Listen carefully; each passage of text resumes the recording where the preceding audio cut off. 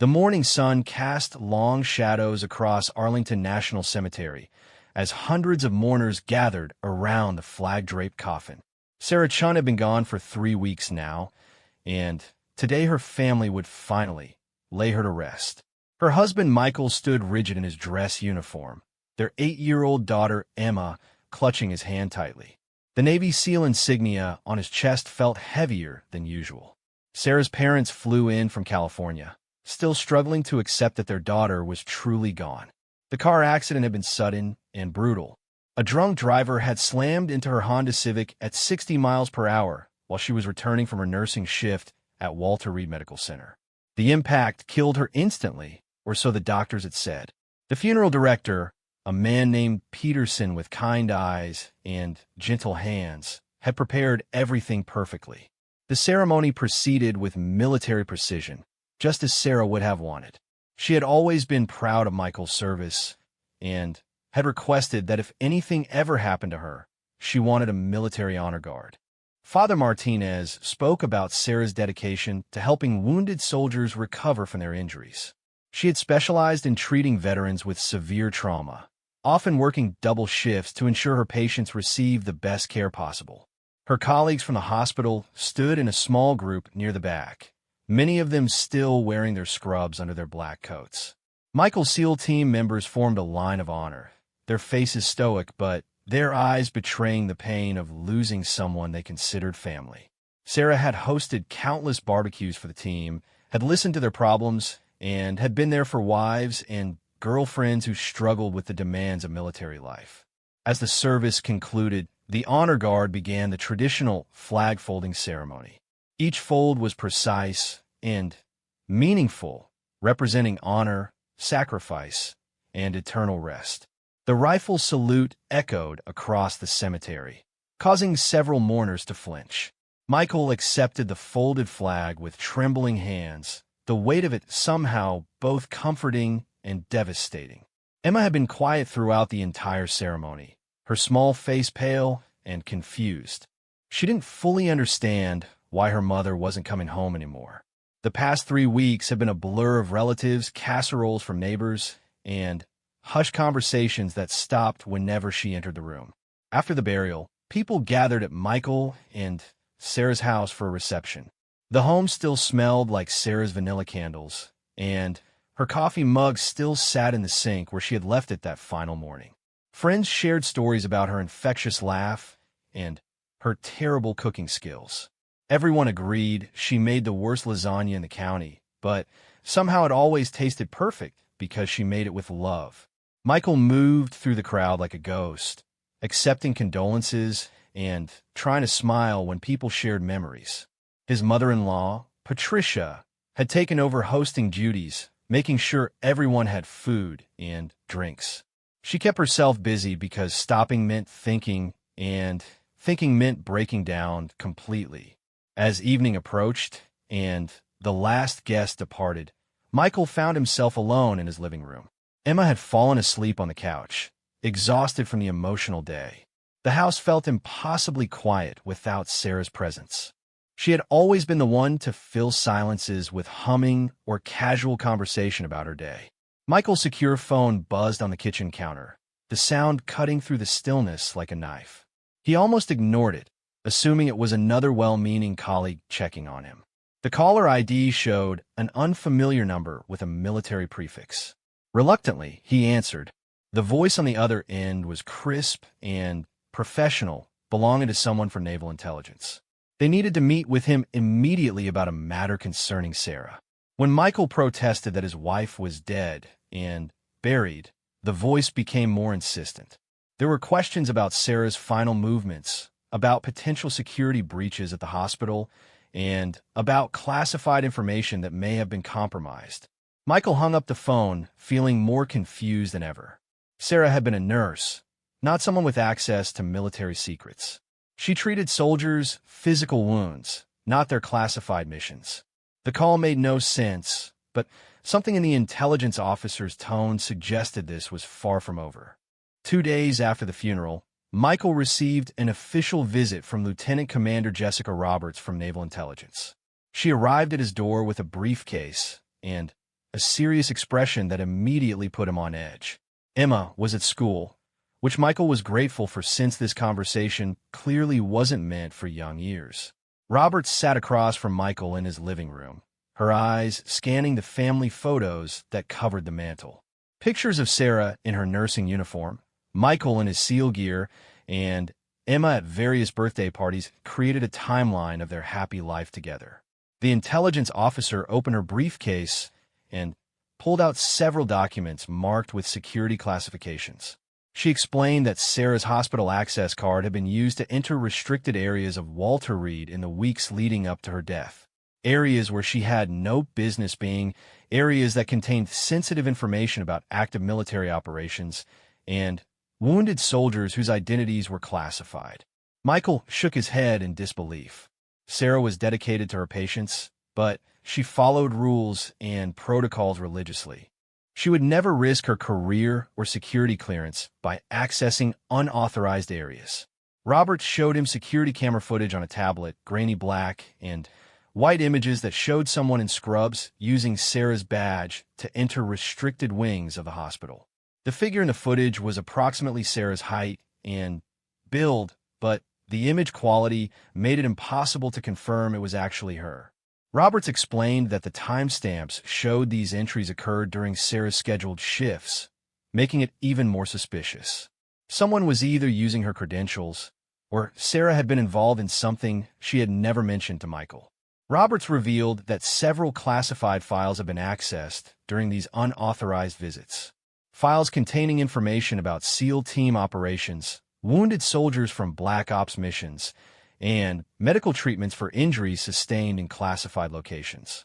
If this information had been compromised, it could put active military personnel at risk. Michael's mind raced as he tried to process this information.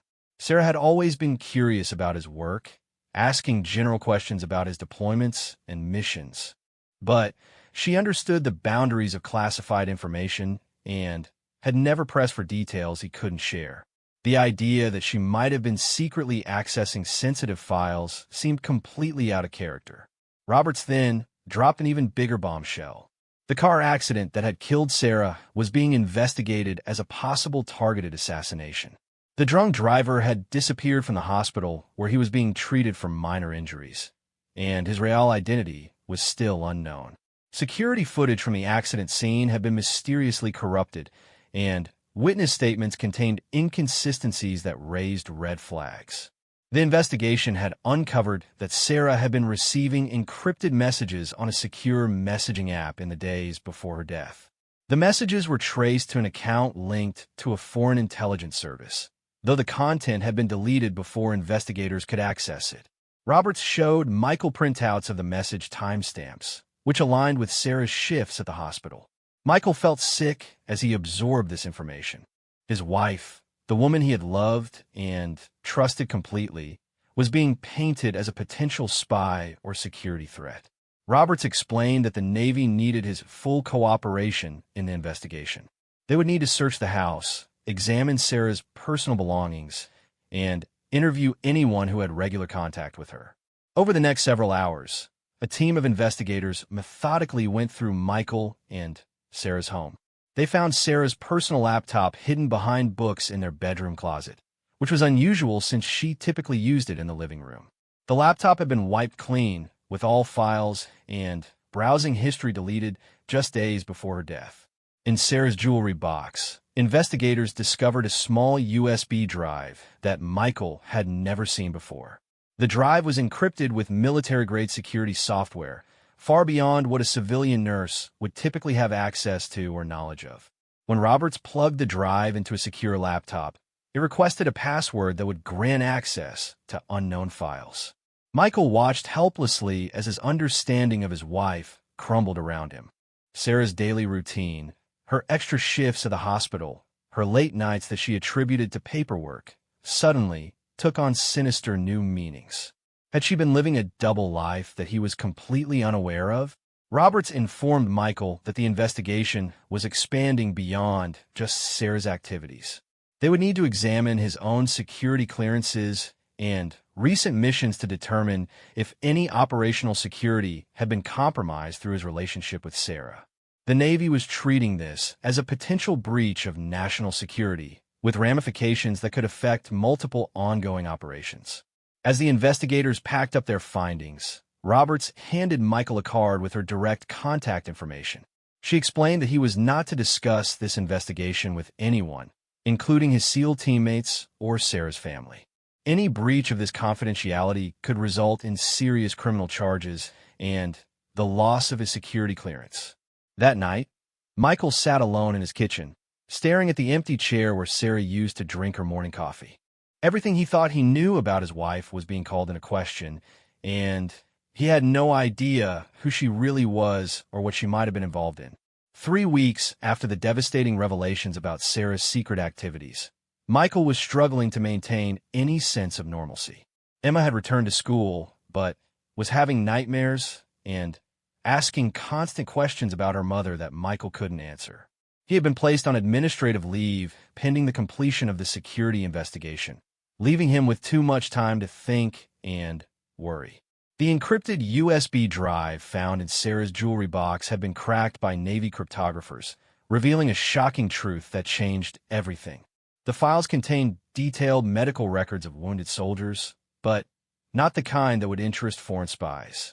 Instead, they documented evidence of medical malpractice, cover-ups of battlefield injuries, and falsified treatment records that were being used to deny veterans proper disability benefits. Lieutenant Commander Roberts returned to Michael's house with a completely different demeanor. The stern intelligence officer had been replaced by someone who looked genuinely apologetic and concerned. She explained that Sarah hadn't been a spy or security threat at all. She had been an undercover investigator working with the Department of Veterans Affairs Inspector General's office to expose corruption within the military medical system. Sarah's unauthorized access to restricted areas had been part of an official investigation into a conspiracy involving high-ranking medical officers who were deliberately downgrading soldiers' injuries to save money on long-term disability payments. Her encrypted communications had been with VA investigators, not foreign agents. The car accident that killed her was indeed an assassination, but the target was a whistleblower, not a spy. Roberts showed Michael evidence that Sarah had been receiving death threats for weeks before her murder. The threats had been traced to a network of corrupt officials who were stealing millions of dollars in veteran benefits. Sarah had uncovered evidence that wounded SEAL team members were being given inadequate treatment and having their injuries minimized in official records to reduce government payouts. Michael felt a mixture of relief and anguish as he learned the truth about his wife's secret activities. She had been risking her life to help veterans get the care and benefits they deserved, including members of his own team who had been struggling with denied disability claims.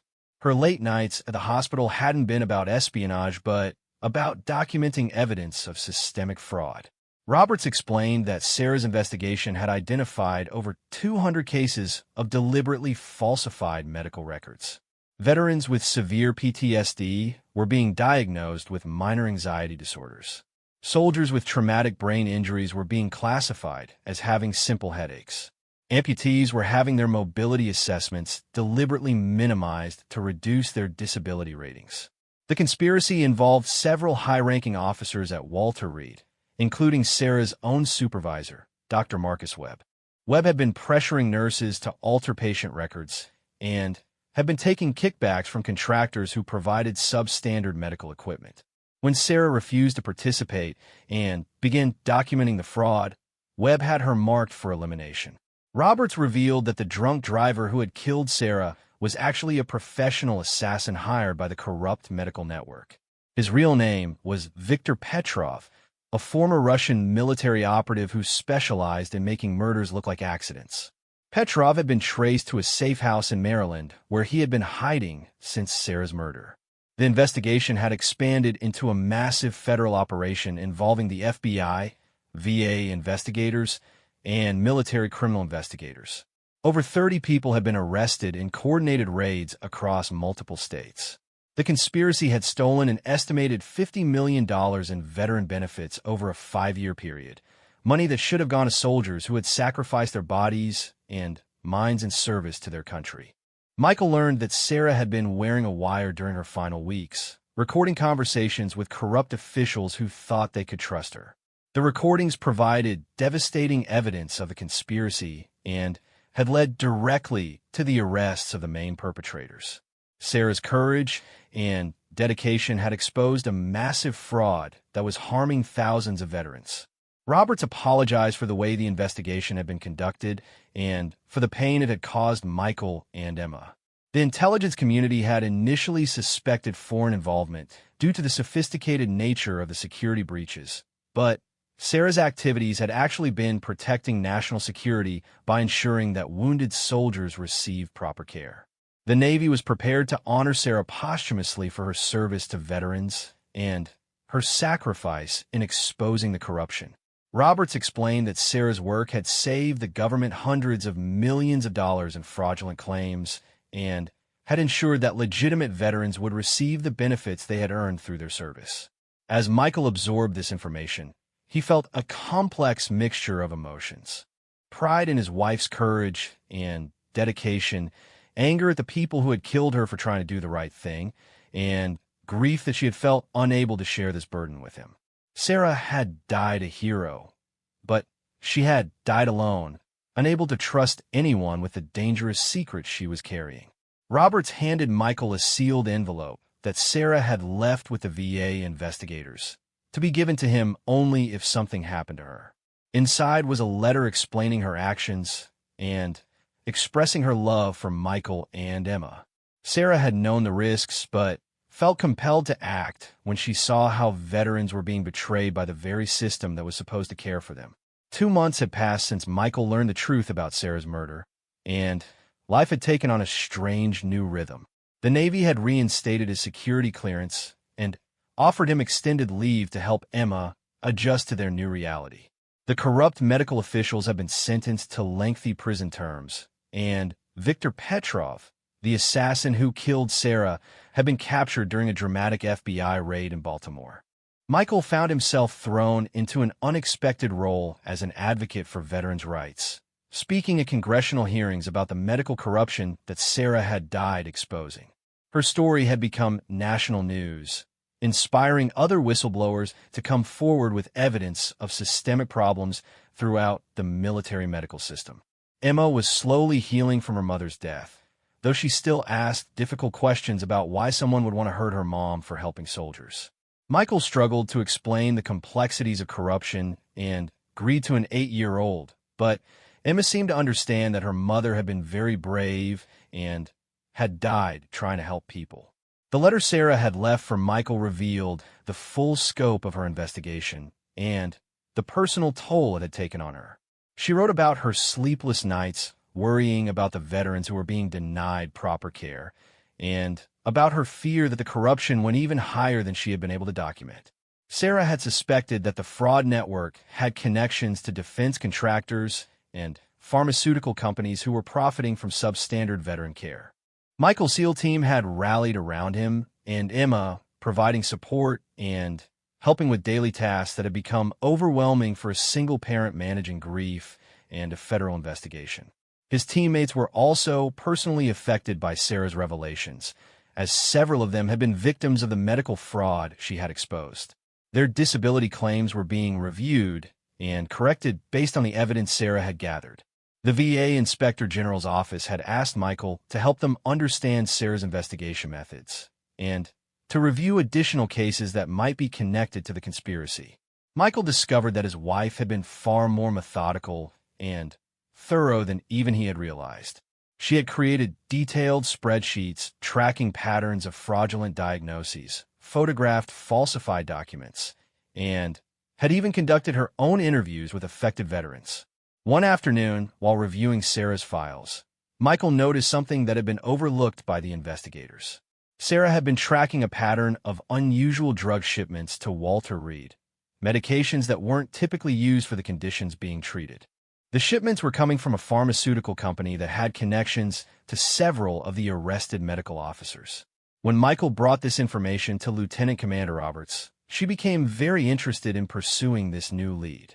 The pharmaceutical company, MedTech Solutions, had been receiving government contracts worth millions of dollars to provide specialized medications for veteran care. However, Sarah's research suggested that the medications being shipped were often expired, diluted, or completely different from what had been ordered. Roberts assembled a new investigation team to examine the pharmaceutical connection. They discovered that MedTech Solutions was owned by a shell company that traced back to some of the same people who had ordered Sarah's assassination. The corruption network was even larger than originally suspected, involving not just medical officers, but also defense contractors and pharmaceutical executives. Michael found himself once again cooperating with federal investigators, this time helping them understand Sarah's research into the medication fraud. Her notes revealed that wounded veterans were being given ineffective or harmful medications, prolonging their recovery times and sometimes causing additional health problems that would require more expensive treatments. The investigation expanded internationally when investigators discovered that MedTech Solutions was importing counterfeit medications from overseas suppliers. Veterans who thought they were receiving genuine treatments were actually being given fake drugs that had no therapeutic value. The scheme had been generating enormous profits while putting veteran lives at risk. Michael was asked to testify before a Senate committee investigating the expanded corruption network. Standing in the witness chamber where his wife's work was being recognized at the highest levels of government, he felt both pride and profound sadness. Sarah should have been there to see the impact of her courage and dedication. During his testimony, Michael read portions of Sarah's letter where she explained her motivation for taking such enormous personal risks. She had written about meeting a young Marine who had lost both legs in Afghanistan, but was being denied full disability benefits because his medical records had been falsified. The Marine was living in his car because he couldn't afford rent on his reduced benefits, and Sarah couldn't stand by while such injustices continued. The Senate committee was moved by Sarah's story and voted unanimously to pass new legislation strengthening protections for military medical whistleblowers. The Sarah Chin Memorial Act would create independent oversight of military medical facilities and establish severe criminal penalties for anyone who retaliated against healthcare workers who reported fraud or abuse. As Michael left the Capitol building after his testimony, he received a call from Roberts with surprising news. The FBI had arrested the CEO of MedTech Solutions and several other pharmaceutical executives. The arrests were based directly on evidence that Sarah had gathered, evidence that she had hidden so well that it had taken months for investigators to fully understand its significance. Michael realized that Sarah's investigation had been far more comprehensive than anyone had initially understood. She had been building a case that reached from individual medical officers all the way to corporate boardrooms and international criminal networks. Her death had been ordered because she posed an existential threat to a multi-million-dollar conspiracy that was harming thousands of veterans. 6 months after Sarah's funeral, Michael stood once again in Arlington National Cemetery. But this time the circumstances were completely different. The military was holding a special ceremony to honor Sarah's service and sacrifice, posthumously awarding her the Secretary of Defense Medal for exceptional public service. Emma stood beside him, wearing her best dress and holding a small American flag. The ceremony was attended by hundreds of veterans whose lives had been directly impacted by Sarah's investigation. Many of them had received corrected disability ratings and proper medical care as a result of her work. A young Marine named David Rodriguez, who had been living in his car due to denied benefits, was now receiving full disability compensation and had been able to buy a house for his family. General Patricia Morrison, the Secretary of Veterans Affairs, spoke about how Sarah's courage had led to the largest corruption investigation in VA history. Over 60 people had been arrested in connection with the fraud network, including pharmaceutical executives, medical officers, and defense contractors. The stolen money, totaling over $200 million, was being returned to veteran benefit programs. Michael had been asked to accept Sarah's medal on her behalf, but as he approached the podium, he felt overwhelmed by the magnitude of what his wife had accomplished. She had single-handedly exposed a conspiracy that was harming thousands of veterans, and she had paid for that courage with her life. The investigation she started had led to reforms throughout the military medical system and had saved countless veterans from being victimized by corrupt officials. In his acceptance speech, Michael read from Sarah's final letter to him, the one she had left with VA investigators in case something happened to her. She had written about her belief that veterans deserved the best possible care after sacrificing so much for their country. Sarah had felt that exposing the corruption was worth any personal risk because the alternative was allowing wounded soldiers to suffer unnecessarily. The audience of veterans and military officials gave Sarah a standing ovation that lasted several minutes.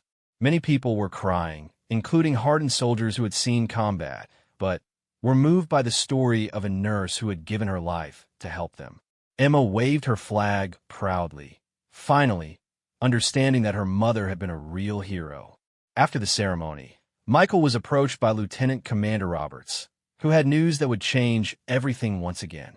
The FBI had received a distress signal from a remote location in Eastern Europe, transmitted using Sarah's personal emergency beacon.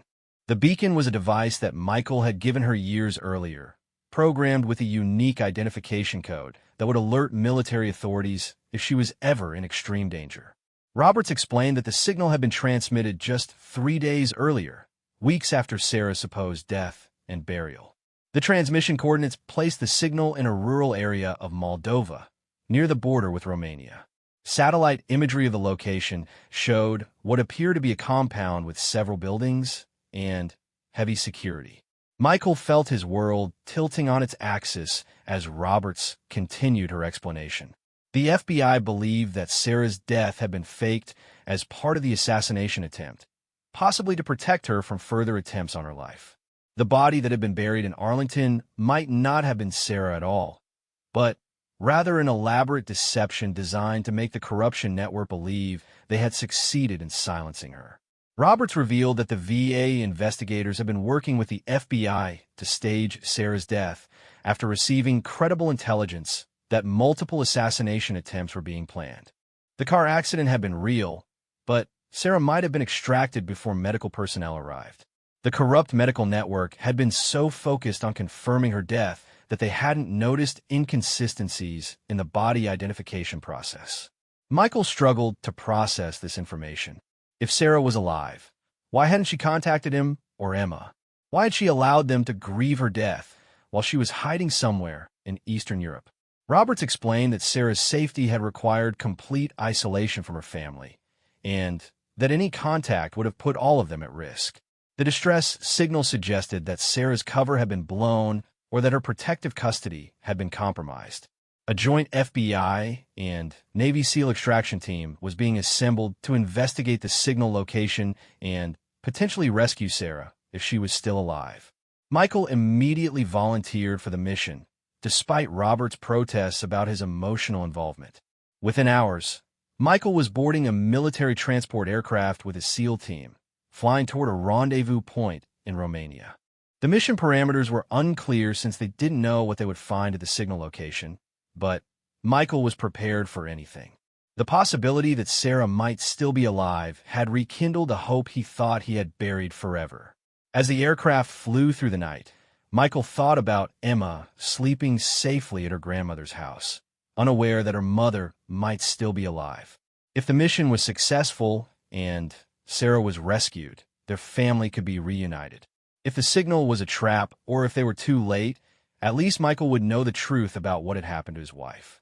The plane descended through cloud cover as dawn broke over the Romanian countryside, and Michael checked his equipment one final time. Whatever they found at those coordinates, he was ready to bring Sarah home or die trying. The woman who had sacrificed everything to protect veterans deserved the same level of courage and commitment that she had shown throughout her investigation. Michael whispered a prayer as the aircraft touched down, asking for the strength to handle whatever truth awaited them in the remote compound where Sarah's beacon had last transmitted its desperate call for help.